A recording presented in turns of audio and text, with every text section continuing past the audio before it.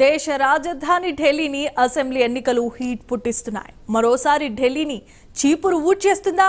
ఆప్ను ఓడించి ఢిల్లీ కోటను బీజేపీ బద్దలు కొడుతుందా? ఈసారైనా కాంగ్రెస్ హస్తవాసి మారేనా? పూర్వాంచల్ ఓటర్ల మనసులో అసలు ఏముంది? మారుతున్న లెక్కల్లో కలిసొచ్చేదెవరు? ఢిల్లీ ట్రయాంగిల్ వార్లో గెలిచేదెవరు? ఓడేదెవరు? వచ్చే నెల మొదటి వారంలో జరగబోయే ఢిల్లీ ఎన్నికలపై ప్రైమ్ 9 స్పెషల్ స్టోరీ.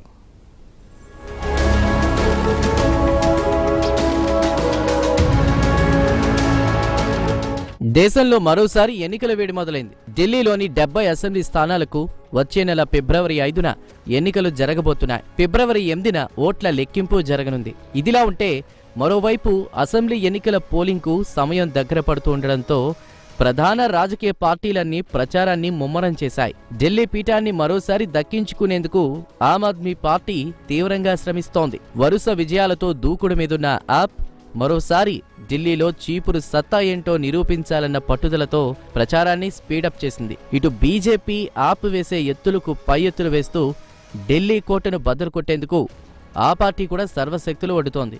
దేశమంతా బీజేపీ గాలివీస్తున్నా అదే దేశ రాజధాని ఢిల్లీలో మాత్రం ఆప్ వరుస విజయాలు సాధిస్తూ ఉండడంతో దానికి చెక్ పెట్టాలన్న లక్ష్యంతో బీజేపీ రాజకీయ వ్యూహాలకు పదును పెడుతోంది. ఈసారి ఎలాగైనా ఢిల్లీ ఎర్రకోట సాక్షిగా కమలం జెండా రెపరెపలాడాలన్న లక్ష్యంతో అడుగులు వేస్తోంది. అటు కాంగ్రెస్ పార్టీ ఢిల్లీలో బోణి కొట్టేందుకు తహతహలాడుతోంది. ఢిల్లీలో హస్తం హవా చూపేందుకు ఆ పార్టీ పెద్దలు ప్రచారాన్ని ముమ్మరం చేస్తున్నారు. ఇలా 3 ప్రధాన రాజకీయ పార్టీలు ఢిల్లీ కోటపై తమ పార్టీ జెండాలను ఎగరేసేందుకు హోరాహోరీగా పోరాడుతున్నాయి. విజయం కోసం సర్వశక్తులు ఒడ్డుతున్నాయి.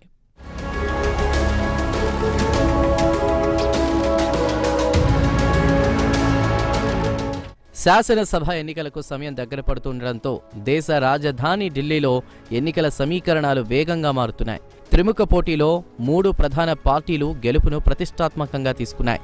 ఓటర్లను ఆకట్టుకునేందుకు భారీగా ఎన్నికల హామీలు గుప్పిస్తున్నాయి.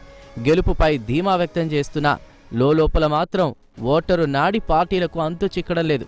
మహిళా ఓటింగ్ ఈసారి కీలకంగా మారబోతోంది.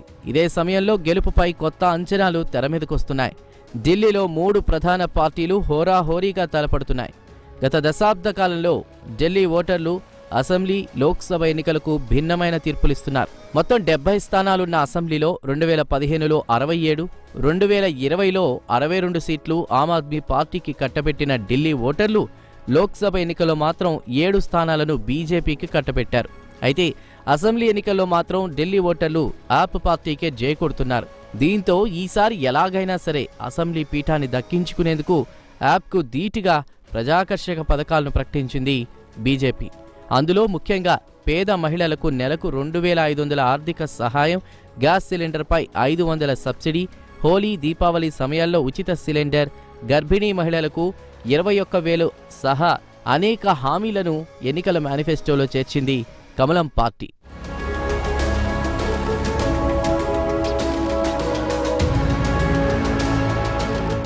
ఢిల్లీలో ఒకప్పుడు పోటీ కాంగ్రెస్, బీజేపీ మధ్య ఉండేది. అయితే ఆమ్ ఆద్మీ పార్టీ ఆవిర్భావం తర్వాత పరిస్థితి ఒక్కసారిగా మారిపోయింది. కాంగ్రెస్ ఓటు బ్యాంకును ఆప్ పూర్తిగా తుడిచిపెట్టేసింది. ఢిల్లీ ఓటర్లకు అనేక జనాకర్షక పథకాలను ప్రకటించి అన్ని పార్టీల కంటే ఆప్ ముందు వరుసలో నిలిచింది. ఉచిత విద్యుత్తు, ఉచిత నీరు వంటి పథకాలతో న్యూట్రల్ ఓటు బ్యాంకును కూడా కొల్లగొట్టింది. బీజేపీ తన ఓటు బ్యాంకును కాపాడుకుంటున్నప్పటికీ విజయానికి అది సరిపోవడం లేదు. అందుకే ఈసారి కేజ్రీవాల్కు ధీటుగా పథకాలను ప్రకటించడంతో పాటు సామాజిక, ప్రాంతీయ సమీకరణాలకు కూడా బీజేపీ పెద్దపీట వేస్తోంది. ఢిల్లీలో యాప్కు చెక్ పెట్టి తమ పార్టీకి తిరుగులేదనేది నిరూపించుకోవాలన్న లక్ష్యంతో కాషాయ పార్టీ నేతలు కష్టపడుతున్నారు. ఆపరేషన్ ఆకర్ష్ పేరుతో ఆ పార్టీ నేతలకు గాలం వేస్తున్నారు. దీంతో యాప్కి చెందిన పలువురు కార్యకర్తలు, నేతలు బీజేపీలో చేరుతున్నారు.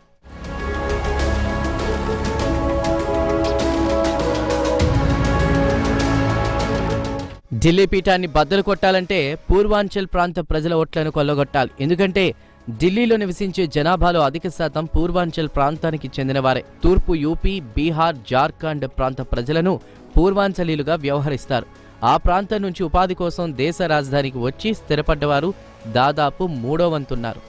అంత పెద్ద సంఖ్యలో ఉన్న పూర్వాంచలీలు ఎటువైపు మొగ్గితే అటు విజయం ఖాయం. దీంతో పూర్వాంచల్ ప్రాంతాల్లో బలమైన రాజకీయ పార్టీలను కూడా బీజేపీ రంగంలోకి దించింది. ఢిల్లీ ఎన్నికల్లో ఆ పార్టీలతో బీజేపీకి మద్దతుగా ప్రచారం చేయించడంతోనే సరిపెట్టలేదు. బీజేపీ తన మిత్రపక్షాలైన జనతాదళ్ యునైటెడ్ జేడీయూ, లోక్ జనశక్తి ఎల్జేపీకి చెరొక సీటును కేటాయించింది. నిజానికి ఆ పార్టీలకు ఢిల్లీలో పోటీ చేసేంత శక్తి సామర్థ్యాలు లేవు. కానీ పూర్వాంచల్ ప్రాంతంలో ఈ రెండు పార్టీలు బలంగా ఉన్నాయి. పూర్వాంచల్ ప్రాంత ప్రజలు ఢిల్లీలో గణనీయమైన సంఖ్యలో ఉన్నందున వారిని ఆకట్టుకోవడం కోసం బీజేపీ ఈ ఎత్తుగడ వేసింది. 2 సీట్లను కేటాయించి ఎన్నికల ప్రక్రియలో ఆ రెండు పార్టీలను కూడా భాగస్వామిని చేసింది. దాని ద్వారా పొత్తుధర్మం పాటిస్తూ పూర్వాంచల్ ఓటర్ల మనసు గెలుచుకునే ప్రయత్నం చేస్తోంది కమలం పార్టీ.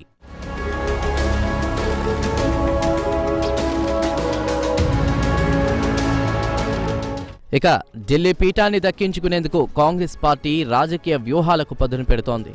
ఢిల్లీలో ఈసారి గెలిచి హస్తం పార్టీ తన హస్తవాసిని మార్చుకోవాలని ఉవ్విళ్లూరుతోంది. అయితే పొత్తుధర్మం, మిత్రధర్మం పాటించడంలో కాంగ్రెస్ తన కుటిల నీతిని ప్రదర్శిస్తూ మిత్రపక్షాలకు దూరమవుతూ వస్తోంది. తాను కష్టాల్లో ఉన్నప్పుడు మాత్రమే మిత్రపక్షాలు, లేదంటే వాటి అవసరమే లేదన్నట్టుగా కాంగ్రెస్ పార్టీ వ్యవహరిస్తోంది. అటు అసెంబ్లీ, ఇటు లోక్సభ ఎన్నికల్లో ఢిల్లీలో ఒక్క సీటు కూడా గెలుచుకోలేకపోయిన కాంగ్రెస్ పార్టీకి లోక్సభ ఎన్నికల్లో 3 సీట్లు ఇచ్చి మిత్రధర్మాన్ని చాటుకున్న ఆమ్ ఆద్మీ పార్టీకి పొరుగు రాష్ట్రం హర్యానాలో జరిగిన అసెంబ్లీ ఎన్నికల్లో కాంగ్రెస్ ఎగనామం పెట్టింది. పొత్తు లేదు, చిత్తు లేదు అంటూ యాప్ను దూరం పెట్టింది. గతంలో మధ్యప్రదేశ్ అసెంబ్లీ ఎన్నికల్లో కూడా సమాజ్వాదీకి చోటివ్వకుండా ఇలానే వ్యవహరించింది. దీంతో ఢిల్లీ ఎన్నికల్లో ఆప్తో కలిసి పోటీ చేసే ప్రసక్తే లేకపోగా ఇండియా కూటమిలోని తృణమూల్ కాంగ్రెస్, సమాజ్వాదీ పార్టీ కూడా కాంగ్రెస్ను కాదని తమ మద్దతు ఆప్కే అని తేల్చాయి.